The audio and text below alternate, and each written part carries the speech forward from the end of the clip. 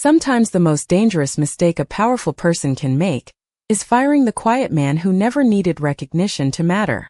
The rain tapped softly against the glass walls of Whitmore Dynamics on the 42nd floor, while executives sat beneath cold white lights pretending numbers were more important than people. Claire Whitmore stood at the head of the conference table in a charcoal gray suit that looked sharp enough to cut tension in half. Her blonde hair was pinned neatly behind one ear, her posture flawless, her expression unreadable. Outside the windows, downtown Chicago blurred beneath November fog and streaks of neon reflected against the storm-dark sky. "We're trimming 23 positions before Q4 closes," the CFO said, sliding another folder across the polished table. "Maintenance, legacy systems, overnight support, redundant personnel." Claire skimmed the pages without emotion. Sign. Turn page. Sign again. No hesitation. No pause. The room moved with the rhythm of corporate survival. Then the final folder landed in front of her. Caleb Mercer. Basement Systems Maintenance. Claire barely glanced at the photograph clipped to the file. A quiet man in a faded blue work shirt. 41 years old. Widower. One dependent child. No disciplinary history. She signed the paper anyway. "Done," she said calmly. Somewhere below that tower, hidden behind concrete walls and server hum, Caleb Mercer was replacing a damaged cooling relay with steady hands while fluorescent lights buzzed softly overhead. He worked alone the way he always did. Quietly. Carefully. Like a man who understood that the world only noticed certain people when something stopped working. His silver thermos sat beside an open toolbox. A small folded drawing rested near it, colored in crayon and covered in glitter stars. "To Daddy, love, Lily." Caleb looked at it once and smiled faintly before tightening the final bolt. Then his phone buzzed. HR 15 minutes later. He stepped into conference room carrying nothing but a weathered notebook and the smell of machine oil still clinging to his sleeves. Claire didn't even fully look up when he entered. The HR manager cleared her throat. Nervously. "Mr. Mercer, due to restructuring." Caleb listened without interrupting. Around him the room felt too warm, too polished, too detached from real life. Someone avoided eye contact. Someone else pretended to type an email. Claire finally lifted her eyes toward him, cool and professional. "Your severance package includes 8 weeks of pay," she said. "Security access ends tonight." Caleb nodded once. No anger. No pleading. Just a tired kind of acceptance that made the silence heavier than shouting ever could. "I understand," he said quietly. He signed the papers with the same calm precision he used repairing broken systems nobody else understood. Then he picked up his old canvas jacket and walked toward the door. But before leaving, Caleb stopped. Just for a second. His eyes drifted toward the live diagnostics screen glowing across the far wall. Rows of green code flickered rapidly across the monitor. One tiny warning symbol pulsed amber for less than a heartbeat. Caleb stared at it longer than anyone else in the room noticed. His jaw tightened slightly. Then he walked away without another word. The elevator doors closed around him with a soft metallic whisper. Upstairs, Claire moved on to the next meeting. Another projection. Another investor call. Another discussion about efficiency.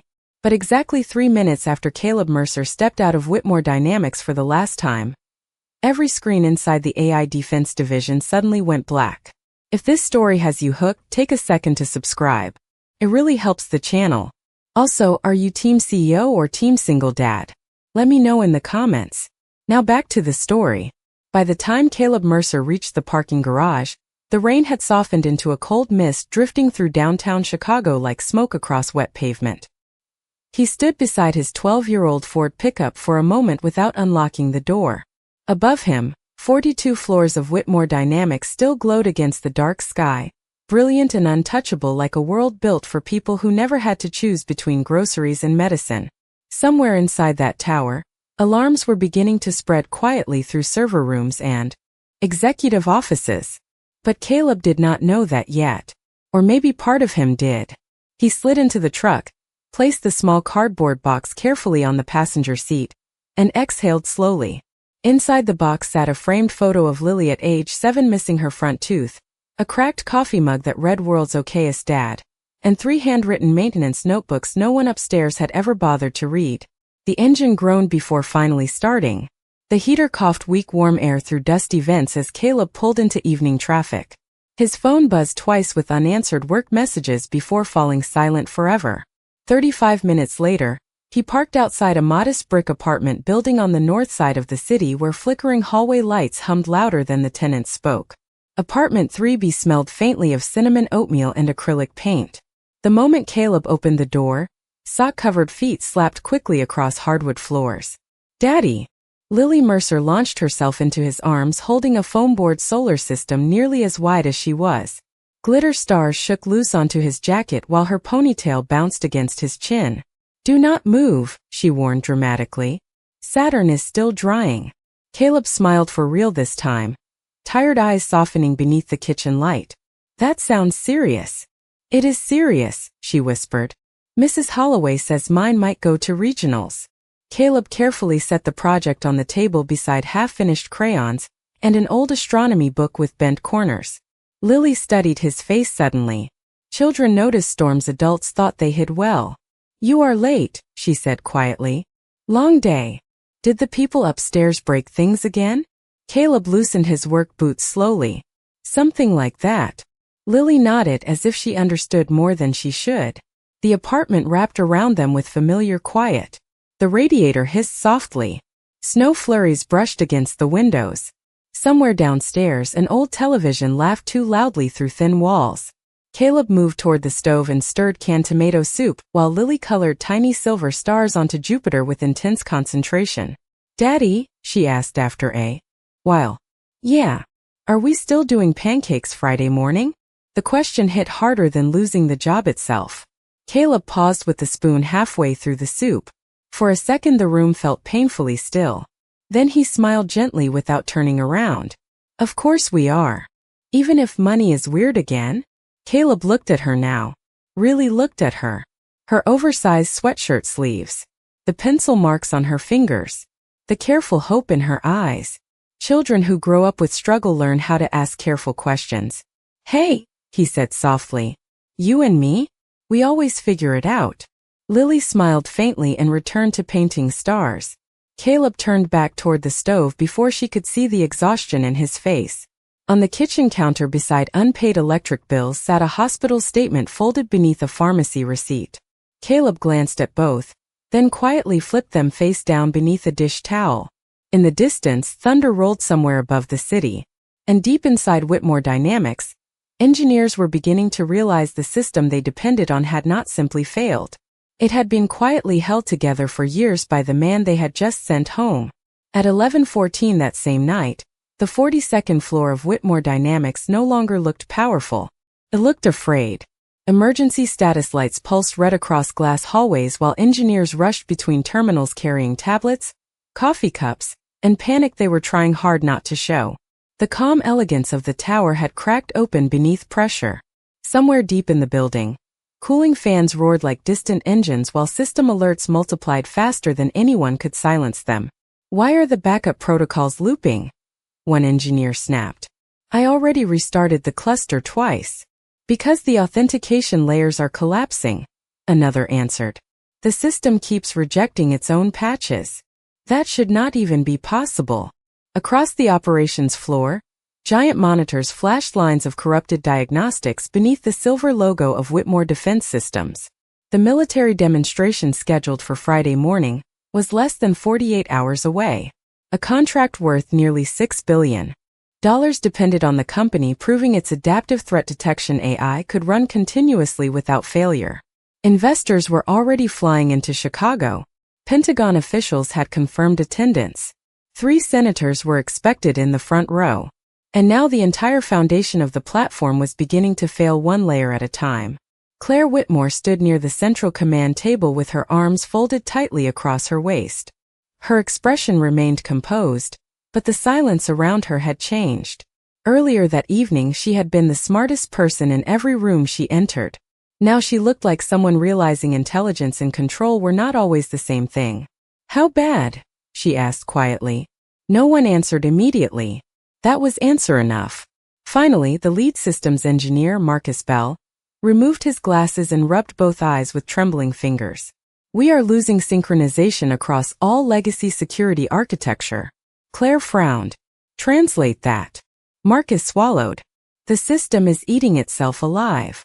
A hush settled across the room. Someone dropped a pin nearby and the sound felt too loud beneath the fluorescent lights. Claire stepped closer to the nearest monitor where lines of code flickered rapidly like a language only machines understood. Then fix it. Marcus hesitated again. We are trying. Trying is not reassuring. Because nobody here built this architecture. That landed differently. Claire turned sharply toward him. What does that mean? Marcus exchanged a glance with another senior engineer before speaking carefully. Most of the original framework predates all of us. That is impossible. No, Marcus said quietly. It is just old. He tapped several commands into a terminal and brought up a hidden maintenance layer buried deep inside the system logs. Thousands of entries appeared across the screen. Repair overrides. Stability corrections. Silent reroutes. Tiny invisible adjustments stretching back nearly a decade. Claire narrowed her eyes.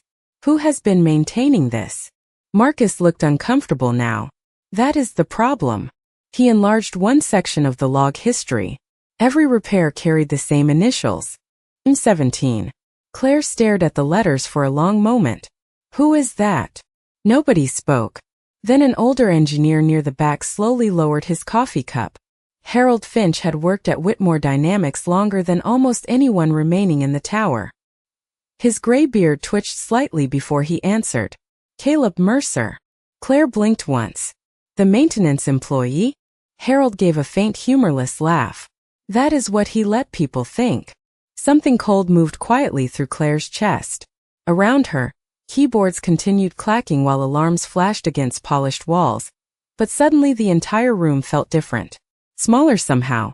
You are telling me the man we terminated today, Harold nodded before she finished, was probably the only person in this building who fully understood how this system survives. Claire turned slowly back toward the screen where thousands of silent repairs carried the same initials over and over again like fingerprints hidden beneath years of corporate pride.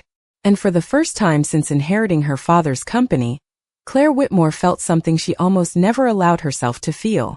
Uncertainty. The storm over Chicago deepened past midnight, turning the windows of Whitmore Dynamics into mirrors of stress and exhaustion. Coffee cups piled beside keyboards. Ties loosened. Tempers shortened. But the code kept failing anyway. Every attempted repair created two new fractures somewhere deeper in the architecture.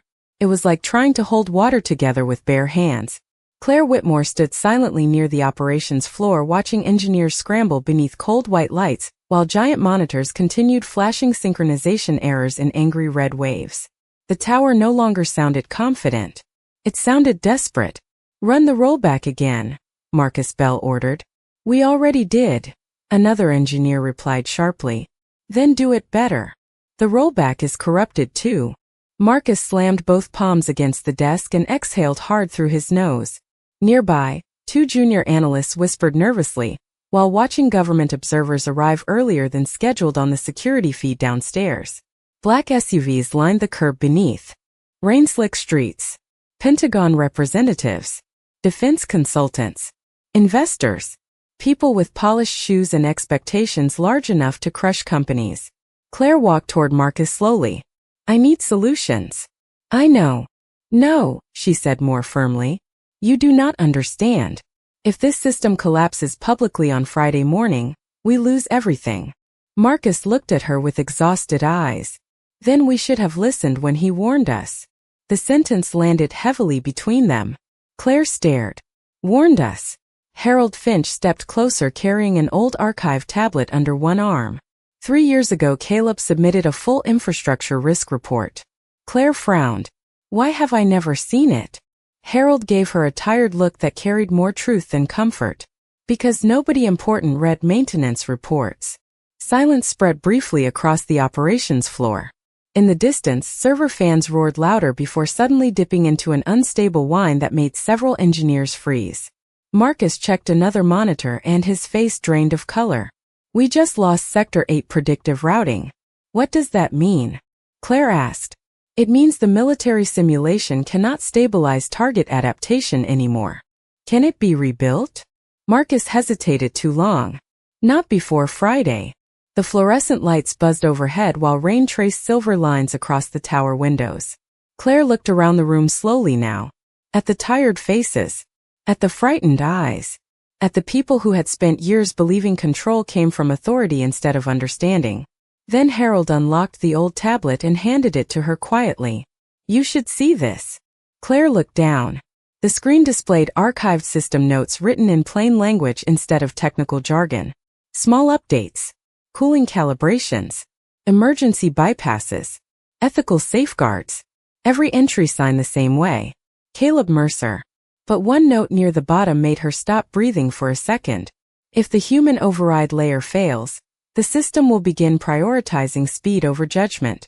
That is when good people start making dangerous decisions. Claire read the sentence twice. Then a third time. "What is this?" Harold answered. Softly.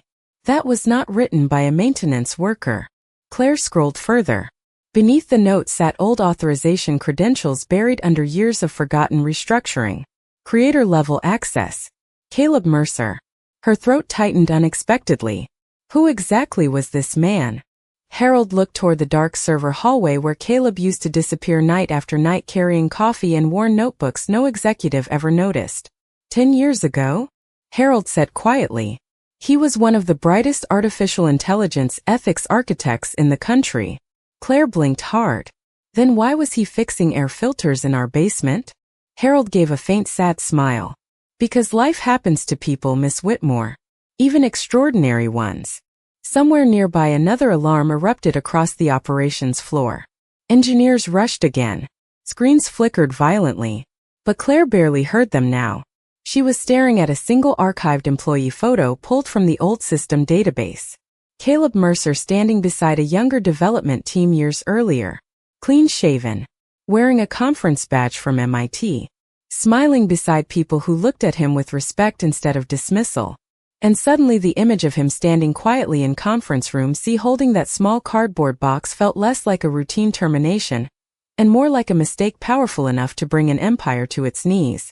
At 2:30 in the morning, the executive floor of Whitmore Dynamics sat nearly silent except for the distant hum of servers and the soft clicking of Claire Whitmore's heels against marble floors as she walked alone toward the archive division. The storm outside had faded into freezing rain, leaving silver streaks across the dark windows overlooking Chicago. Most of the building still pulsed with panic below her, but up here the silence felt heavier. More personal somehow. Claire carried the old tablet Harold Finch had given her tucked tightly beneath one arm. Caleb Mercer. The name no longer sounded ordinary. It sounded buried. Hidden beneath years of assumptions nobody had questioned. She stopped outside a secured records office and entered her executive credentials. The lock clicked open with a dull mechanical sound. Inside, rows of old storage drives and forgotten personnel files lined steel shelves beneath dim fluorescent lighting. It smelled faintly of dust and paper aging quietly in darkness. Claire sat at the terminal and typed his name into the archive system. Hundreds of files appeared instantly. Maintenance reports. Systems corrections. Infrastructure notes. But beneath those sat restricted documents flagged under executive clearance only. Claire frowned and opened the first file. Massachusetts Institute of Technology. Artificial Intelligence Systems Engineering. Graduated top of class at 23. Another file opened. Department of Defense Consultation Records. Adaptive Ethics Modeling. Threat Prevention Architecture. Another. Published research papers discussing human override morality safeguards in autonomous systems. Claire leaned back slowly in disbelief. "My God," she whispered. The quiet room seemed to absorb the words. She opened a photo archive next. Younger versions of Whitmore executives stood beside military consultants during a technology summit nearly 11 years earlier. And there was Caleb, wearing a black suit instead of work boots, standing confidently beside Claire's late father, Arthur Whitmore, smiling politely while presenting diagrams on a massive digital screen. Claire stared harder at the image. The confidence in his eyes shocked her most. Not arrogance, not ego, just calm intelligence. The kind that did not need attention to exist. She clicked another file. Employee status change request. Submitted 9 years earlier. Requested by Caleb Mercer. Position transfer from Senior AI Ethics Architect to Facilities Maintenance Operations. Claire blinked in confusion. Who willingly walked away from a career like that? She opened the attached note. The message was short. Personal priorities have changed. I am requesting a role with predictable hours and reduced travel requirements in order to care for my daughter after my wife's passing. Thank you for understanding. Claire stopped breathing for a moment. The glow from the monitor reflected softly across her face while rain tapped faintly against the windows behind her. No anger. No demands. No self-pity. Just dignity. Quiet and devastating. She opened another attachment accidentally. A reimbursement denial from years earlier. Flexible scheduling request rejected due to project deadlines. Another denied request. Another. Then one final email draft appeared unsent in his archive folder. Claire hesitated before reading it. My daughter begins chemotherapy tomorrow morning. I understand the presentation matters, but I cannot leave her alone at the hospital again tonight. I have already stabilized the defense framework manually. The system will hold through Friday. Caleb. The message had never been answered. Claire lowered her eyes slowly. Somewhere beneath the layers of success and polished leadership, she suddenly felt painfully small. Not because Caleb Mercer had been smarter than everyone around him, but because he had suffered quietly while protecting people who barely saw him at all. A faint knock interrupted the silence. Marcus Bell stepped carefully into the archive room. We lost another server cluster, he said softly. Claire did not respond immediately. Her eyes remained fixed on the old employee photo glowing across the screen. Marcus, she finally asked, did my father know who Caleb really was? Marcus nodded once. Your father trusted him more than almost anyone. Claire swallowed hard. Then why did nobody tell me? Marcus looked exhausted. Because Caleb never wanted recognition. After his wife died, he stopped attending meetings, stopped correcting people. Eventually everyone just forgot. Claire stared at the image again. The brilliant architect. The exhausted father. The quiet maintenance worker carrying coffee through hallways full of people too, distracted to notice greatness standing beside them. And somewhere deep inside her chest, guilt finally began settling into something far more painful than embarrassment. Respect. By Thursday evening, Whitmore Dynamics had stopped pretending the crisis was temporary. News of technical instability had not reached the public yet, but inside the tower fear moved quietly from office to office like smoke beneath a locked door. Investors demanded reassurance. Government. Partners demanded updates. Engineers demanded sleep. And Claire Whitmore sat alone in the back seat of a black company sedan staring out rain-covered windows while downtown Chicago blurred past in silver and gold reflections. Harold Finch sat beside her holding a folded slip of paper with an address written across it. He works here some evenings, Harold said gently. After everything with Lily's medical bills, he picked up repair jobs. Claire looked down at the address. A small electronics repair shop on the north side. Somehow that hurt worse than the archived emails. Why did nobody help him? She asked quietly. Harold gave a sad smile. Men like Caleb are difficult to notice. They solve problems before anyone realizes there was one. The sedan stopped beside a narrow storefront squeezed between a laundromat and an old diner glowing blue beneath flickering neon lights. Rainwater streamed along the curb while cold wind pushed newspapers through empty sidewalks. The sign above the shop read Mercer Radio and Electronics Repair. One dim lamp still glowed inside. Claire stepped out into the freezing drizzle, heels clicking softly against wet pavement. Through the fogged front window she saw him immediately. Caleb Mercer sat behind a cluttered wooden counter wearing a dark flannel shirt with rolled sleeves, carefully repairing an old tabletop radio while an elderly customer watched nearby with nervous hands clasped together. Soft jazz played faintly from another speaker in the corner. The little shop smelled like warm dust, machine oil, and old wood. Caleb adjusted a wire slowly. "Try it now," he said calmly. The old man turned the dial. Static crackled once before rich trumpet music filled the room clear and warm like something rescued from another lifetime. The customer's eyes widened. "You fixed it." Caleb smiled faintly. "It just needed patience." "How much do I owe you?" Caleb shook his head. "Nothing. Your wife used to bring this radio here with you every Christmas. I remember. The old man looked suddenly emotional. Son, that was 15 years ago. Caleb only shrugged lightly. Some things are worth remembering. Claire stood frozen outside the window, listening to every word while rain dripped silently from the edge of her coat.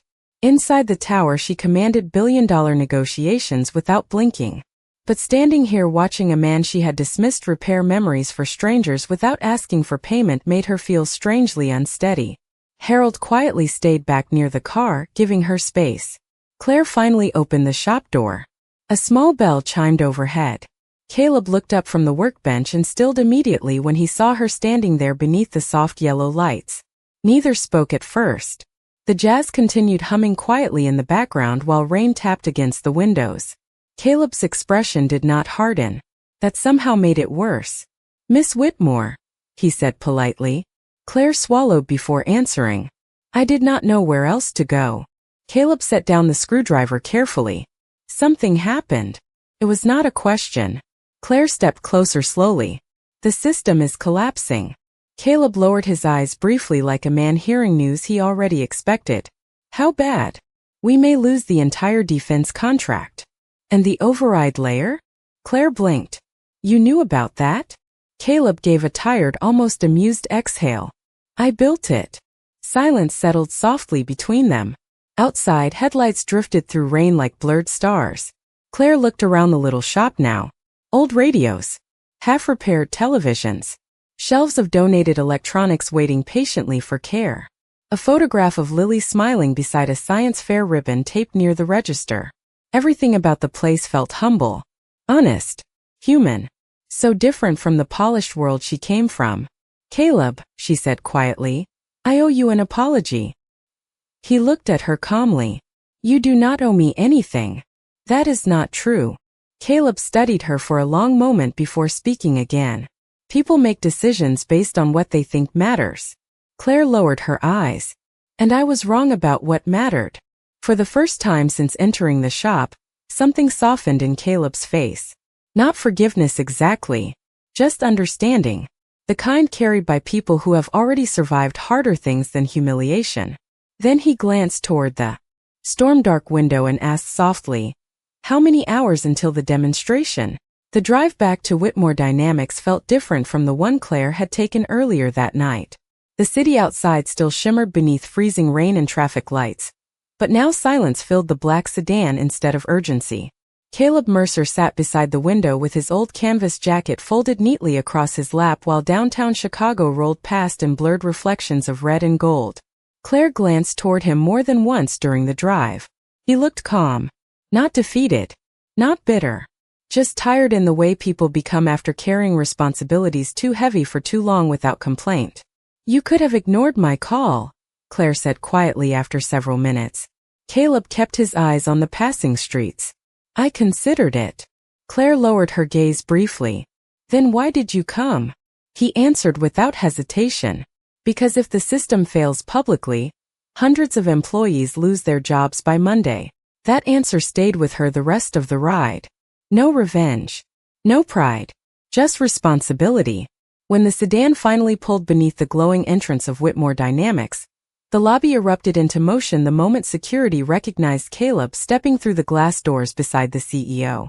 Engineers looked up from laptops. Assistants stopped whispering. Even the overnight cleaning crew paused briefly. The quiet maintenance worker most people barely notice was suddenly walking through the center of the building, while senior executives followed behind him in silence. Caleb did not seem to notice any of it, or perhaps he simply did not care. Upstairs, the operations floor still pulsed with anxiety beneath fluorescent lights and scrolling diagnostics. Marcus Bell turned sharply when Caleb entered. Relief crossed his exhausted face so fast it almost looked painful. Thank God, Marcus breathed. Caleb nodded politely once before setting his jacket aside and walking directly toward the central terminal. Status, he said calmly. The room obeyed instantly. Engineers began speaking over one another. Sector 8 keeps collapsing. Rollback layers are corrupted. The predictive routing cannot stabilize target adaptation. Cooling synchronization is lagging by nearly 4 seconds. Caleb listened quietly while scanning lines of code moving across the monitors faster than most people in the room could fully understand. Then he reached for a keyboard. The entire operations floor seemed to hold its breath. His fingers moved without panic. Precise. Controlled. Familiar. Like a concert pianist returning to an old instrument nobody else knew how to play. New command windows opened across multiple screens. Hidden infrastructure maps appeared beneath layers most employees had never seen before. Marcus stared. I did not even know that layer existed. Caleb spoke softly while continuing to type. It was not designed to be visible. Why? One junior engineer asked. Caleb paused only briefly. Because people tend to trust systems too much once they stop understanding them. The room fell quiet again. Claire stood several feet away watching him beneath the pale glow of server monitors. Gone was the invisible maintenance worker carrying coffee through hallways. This man moved with calm authority that did not need volume to command respect. Every adjustment he made stabilized another failing process.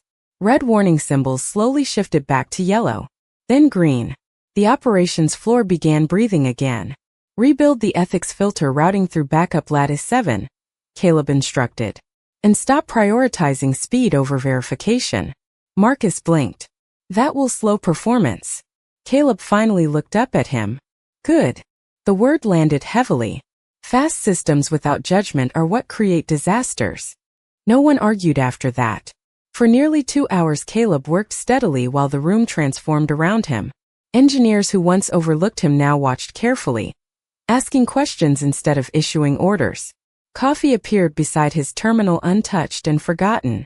The giant monitors gradually stabilized one by one, until the violent flashing warnings finally disappeared from the walls. Somewhere near dawn, a soft ripple of applause began from the back of the operations floor before quickly spreading across the room. Caleb looked uncomfortable. Immediately, he stepped away from the terminal and rubbed tired eyes with one hand. We are not finished yet, he said quietly. But nobody missed what had just happened. An entire tower full of brilliant people had spent 12 hours fighting a collapse they could not understand. And the man they once dismissed as replaceable had walked back into the building and restored order without raising his voice even once. Friday morning arrived beneath a pale gray Chicago sky that made the glass towers downtown look cold and distant. Inside Whitmore Dynamics, the atmosphere had changed completely. The panic from the night before was gone, replaced by something quieter. Respect moved through the building now in careful glances and lowered voices whenever Caleb Mercer walked past. He arrived just after 6 carrying the same worn canvas jacket and silver thermos he had carried for years while employees who once ignored him suddenly stepped aside in hallways without even realizing they were doing it. The military demonstration was scheduled for 9 o'clock sharp, in the Executive Presentation Auditorium 3 floors below the Operations Center. Investors had already arrived. Government officials reviewed briefing packets near polished conference tables. Security staff checked credentials beneath glowing blue lights. Everything looked polished again on the surface. But Claire Whitmore knew how close it had all come to collapsing. She stood alone in her office watching the city wake slowly beyond rain-streaked windows, while Caleb's archived employee file remained open across her desk. She had not slept. At some point during the night she stopped seeing him as the man she fired and started seeing the years nobody had bothered to notice.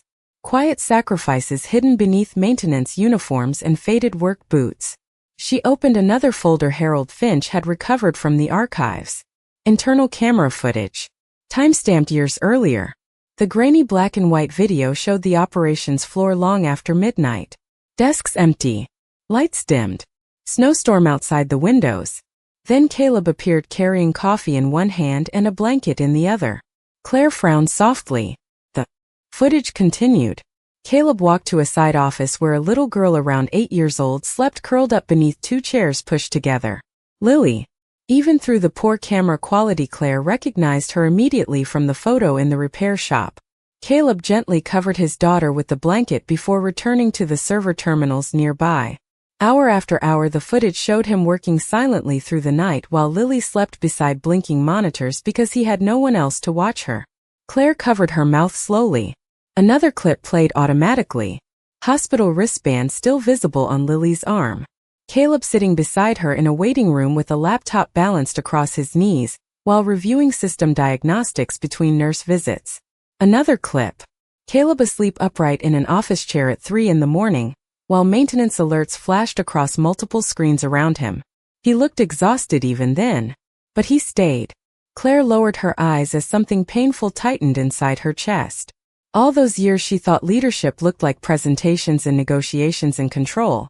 But none of those things had kept the company standing. A quiet father had. Her office door opened gently behind her. Marcus Bell stepped inside carrying updated diagnostics. "The system is stable," he said softly. Claire nodded without looking away from the screen. Marcus noticed the footage playing and fell silent himself. After a moment he spoke carefully. "There is something else you should know." Claire finally looked up. Marcus hesitated before placing a printed document on her desk. Human Resources found this buried in archived drafts. Claire unfolded the paper slowly. It was an unsent resignation letter from Caleb dated almost 2 years earlier. The final paragraph made her throat tighten immediately. "I understand I am no longer viewed as essential to the company. That is all right. My daughter once asked me why I keep fixing systems for people who barely notice me. I told her because responsibility is not about recognition. It is about making sure people stay safe even when they never learn your name." Caleb Mercer. Silence filled the office.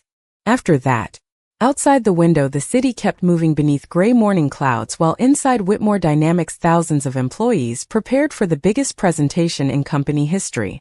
But Claire Whitmore sat completely still staring at the letter in her hands, realizing the truth had arrived far too late for pride to survive it. And for the first time in many years, the powerful young CEO quietly wiped tears from her eyes before anyone else could see them. The demonstration began at exactly 9 o'clock beneath the soft glow of stage lights reflecting against polished black floors inside Whitmore Dynamics Executive Auditorium. Rows of investors, military officials, and technology analysts filled the room with low professional murmurs, while giant digital screens displayed the company logo high above the stage. Outside the tall glass windows, snow had finally begun falling over Chicago in slow, quiet waves. Claire Whitmore stood near the presentation podium wearing a cream-colored suit instead of her usual darker colors, but for the first time in years she did not feel like the most important person in the room. Across the auditorium, Caleb Mercer remained near the back beside the operations station wearing the same worn canvas jacket he had arrived in before dawn. No spotlight touched him. No executive title sat beneath his name. Most guests still had no idea who he was, and somehow that felt fitting. The presentation unfolded smoothly. Adaptive systems responded flawlessly. Threat simulations stabilized instantly. Government observers exchanged impressed looks while analysts typed rapid notes into tablets. Every layer Caleb rebuilt through the night held steady beneath pressure. Claire delivered the final presentation segment with calm professionalism, but her eyes drifted toward the back of the room more than once. Toward the quiet man who had saved everything without asking for recognition in return. When the final demonstration ended, applause filled the auditorium strong and sustained. Investors stood. Pentagon officials shook hands with executives. Relief spread through the building like sunlight after a storm. Marcus Bell approached Caleb first. "You should be up there with them," he said sincerely. Caleb gave a faint tired smile. "No," he answered softly. "I am exactly where I belong." Later that afternoon, after reporters departed and executives celebrated survival with expensive champagne upstairs, Caleb quietly packed his thermos and prepared to leave without speaking to anyone. Claire intercepted him near the elevator lobby where snow light spilled softly through the windows behind them. "Wait," she said gently. Caleb stopped. Claire held a folder carefully in both hands. "The board approved it unanimously this morning." Caleb frowned slightly. She handed him the papers. Chief Technology Officer. Full executive restoration. Equity shares. Lifetime compensation package. Caleb looked down at the offer silently for several seconds before closing the folder again. "It is generous," he said. Claire searched his face. "But..." Caleb glanced toward the snowy skyline outside the windows. "Lily has her regional science fair at 4. Claire blinked once. "You are turning this down for a school event?" Caleb smiled softly now. "No," he handed the folder back gently. I am choosing what mattered all along. Claire stood speechless while he pressed the elevator button. The doors opened with a quiet metallic chime. Before stepping inside, Caleb paused. The system will stay stable now, he said calmly. But do not let people disappear inside this building anymore. Then the elevator doors closed. Hours later, Claire Whitmore stood quietly in the crowded gymnasium of a small public middle school, on the north side of Chicago, while folding chairs creaked and parents applauded student projects beneath handmade paper stars hanging from basketball hoops. The air smelled faintly of popcorn and poster board glue. At the center of the gym, Lily Mercer stood proudly beside her project display titled Ethical Artificial Intelligence and Human Trust. Caleb stood nearby holding her winter coat over one arm, while listening carefully as she explained her model to judges with bright nervous excitement. Claire remained near the back unnoticed at first. Then Lily suddenly spotted her. "Dad," she whispered excitedly, tugging Caleb's sleeve. "That is the lady from your office." Caleb turned slightly surprised. Claire walked closer slowly beneath the warm gymnasium lights. Lily smiled politely at her. "Hi." Claire smiled back gently. "Hi, Lily." The young girl pointed proudly toward her display. "My dad helped me with the safety layers." Claire looked at the project carefully. Handwritten across the center board in blue marker were words that stopped her completely. "Intelligence means nothing without kindness." Claire slowly lifted her eyes toward Caleb. He said nothing. He did not need to. Around them, parents applauded other children while folding chairs scraped softly against polished floors, and snow continued falling quietly beyond the school windows. But in that small crowded gymnasium, surrounded by ordinary people and paper stars and the gentle noise of real life, Claire Whitmore finally understood something power had never taught her. The strongest people in the world are often the ones who never ask to be seen at all. In one of the most emotional, touching stories you will ever hear, a quiet single dad loses his job after a powerful female CEO approves his firing without knowing the truth hidden behind his humble role. As a billion-dollar artificial intelligence system begins collapsing, the female CEO discovers the struggling father was secretly the genius who built the company's foundation, while sacrificing his own dreams to raise his daughter alone. Filled with dignity, redemption, second chances, and emotional justice, this cinematic journey delivers the kind of touching stories that stay in your heart long after the ending. Watch how kindness, humility, and silent strength change the lives of everyone inside Whitmore Dynamics. If you love touching stories about single fathers, hidden genius, sacrifice, and healing, this unforgettable drama brings all the emotion and inspiration that make touching stories so powerful. Experience one of the most meaningful touching stories about respect, grace, and the quiet heroes people overlook every day. Thank you so much for watching all the way to the end. If you enjoyed this story, please subscribe and turn on the notification bell for more emotional stories like this. And before you go, what state are you watching from? Drop it in the comments below. See you in the next story.